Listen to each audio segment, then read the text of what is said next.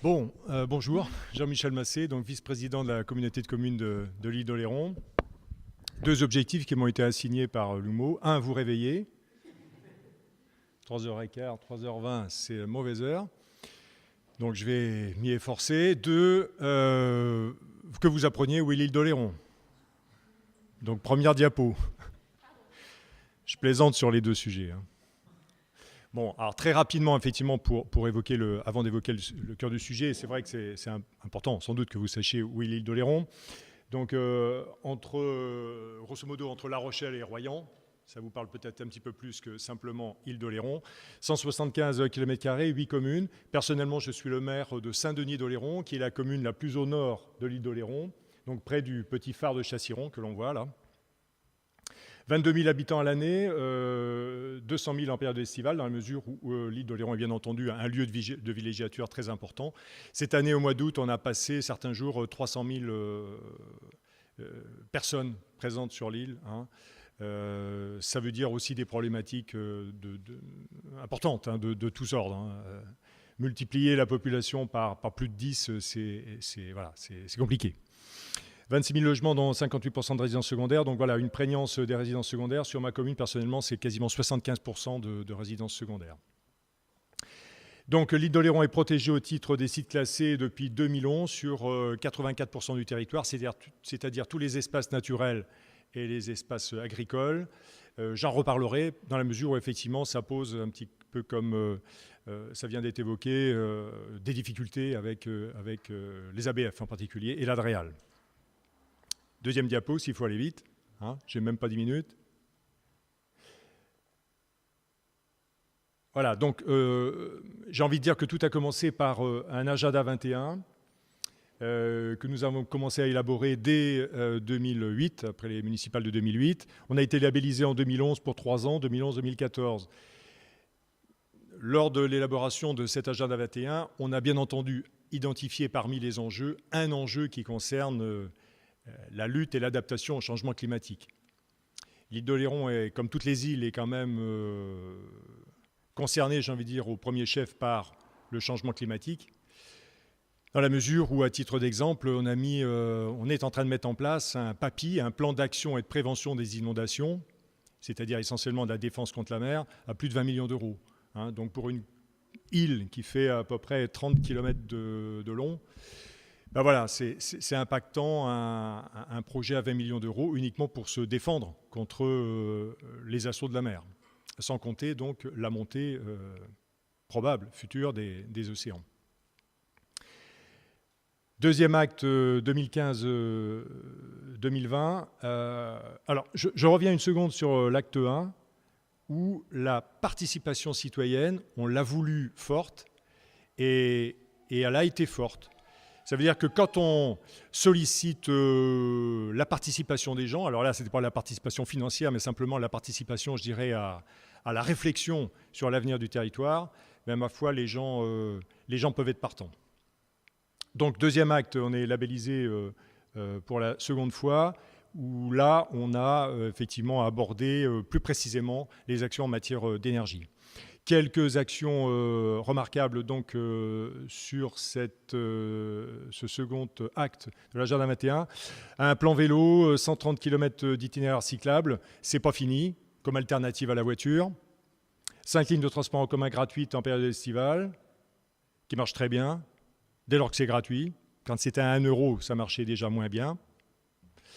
Donc un centre aquatique communautaire qui est en DSP, donc, dont l'eau est chauffée avec une chaudière bois, donc issue du recyclage local du bois.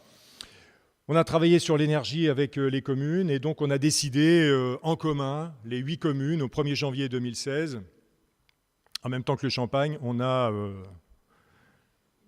éteint l'éclairage public.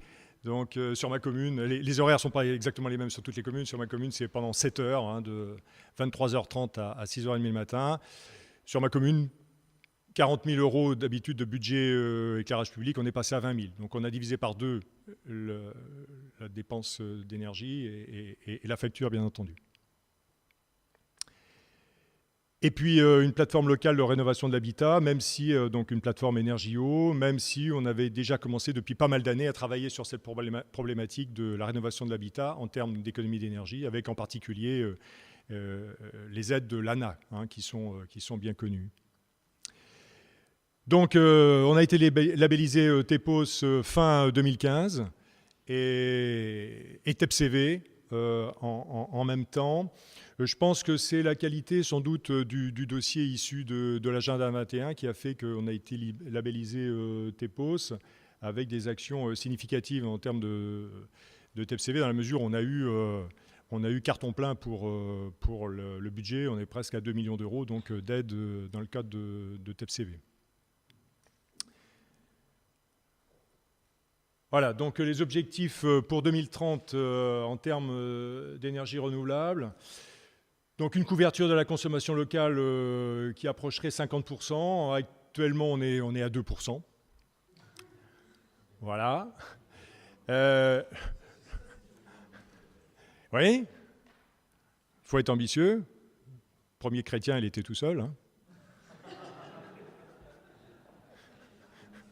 Et il est devenu célèbre en plus. Le potentiel... Pour quelqu'un qui n'est pas croyant, c'est pas mal de parler de ça. Le potentiel décelé, c'est du photovoltaïque, dans la mesure où l'île d'Oléron a un ensoleillement quand même important. C'est aussi ce qui fait notre succès en termes de tourisme. D'autres potentiels solaires thermiques pour la chaleur, en particulier en direction des campings, mais pas que. Un petit peu de bois et très peu de géothermie. Pas d'éolien, dans la mesure où, pour des raisons réglementaires, l'île d'Oléron est en périmètre d'exclusion totalement pour l'éolien. Mais il y a quand même un appel à projet de l'État en mer. Donc un projet offshore significatif quand même de 80 éoliennes. Ce n'est pas un projet donc issu de la volonté de la communauté communale d'Oléron, mais on a apporté notre soutien immédiat, bien entendu, à ce projet, à une vingtaine de kilomètres en mer. Donc 2016-2018, un premier plan d'action TEPOS, 52 actions, je ne veux pas les passer en revue inutilement. Donc évidemment pour développer le solaire. D'ores et déjà, cette année, on a mis au point un cadastre solaire pour inventorier tout le potentiel sur les toitures de plus de 200 mètres carrés, intéressante en matière de photovoltaïque. Donc on a un potentiel de 20 MW crête, soit 24% de couverture de la consommation d'électricité de 2014, toute consommation confondue. Donc on souhaite développer le photovoltaïque sur les bâtiments de plus de 200 mètres carrés, les parkings, c'est-à-dire en matière d'ombrière, hein, sur les parkings. Donc 309 kW crête sur le patrimoine de la communauté de communes en 2016-2017. Bon, c'est modeste à l'échelle de ce que je viens d'entendre, hein, mais c'est quand même presque 1 million d'euros hein, d'investissement direct de la CDC. Donc 2017-2018, développement d'une structure de portage adaptée au territoire pour les porteurs de projets privés et publics. C'est pour ça qu'on va engager, en plus de notre chargé de mission TEPOS, eh bien, un deuxième chargé de mission qui va être chargé d'accompagner les communes et les privés qui souhaitent développer du photovoltaïque.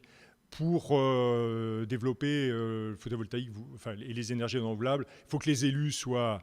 ils ne sont pas omniscients, il faut que les élus soient entourés de techniciens. Et c'est vrai que le dispositif TEPOS, là, nous offre des capacités financières qu'on n'aurait pas sinon. Donc on accompagne les acteurs touristiques sur le solaire thermique, c'est ce que je vous disais, 10 projets en cours sur des campings. Et enfin, toute cette introduction en fait pour arriver à ça, tout ça pour ça. Donc on a souhaité, en plus de l'investissement direct de la communauté de communes et des communes, parce qu'il y a un certain nombre de communes qui ont déjà emboîté le pas, en particulier du photovoltaïque. C'est la mienne, on avait déjà mis sur ma commune du photovoltaïque sur un local jeune. Bon. Donc une centrale... on va être à 2 en fait, centrale voltaïque avec investissement participatif. Et c'est pour ça que le dispositif Demosol va être développé juste après par mon partenaire d'aujourd'hui. C'est vrai qu'on a souhaité associer là, cette fois, les habitants, pas simplement dans la réflexion sur le territoire, mais également les associer dans le cadre de leurs économies pour qu'ils financent des projets photovoltaïques, pour l'instant sur des bâtiments publics. Et on a à notre disposition un outil, en tout cas relativement confortable pour les élus, qui est développé par Demosol. Demosol, voilà, M. Mansouri va l'expliquer, mais c'est en lien avec le CRER, le Centre régional des énergies renouvelables de Poitou-Charentes, enfin ex-Poitou-Charentes, puisque maintenant on est dans la Nouvelle-Aquitaine. Voilà, cette volonté-là des élus de faire en sorte que le financement citoyen puisse se développer sur l'île d'Oléron, parce que ce n'est pas du tout le cas jusqu'à maintenant. Voilà.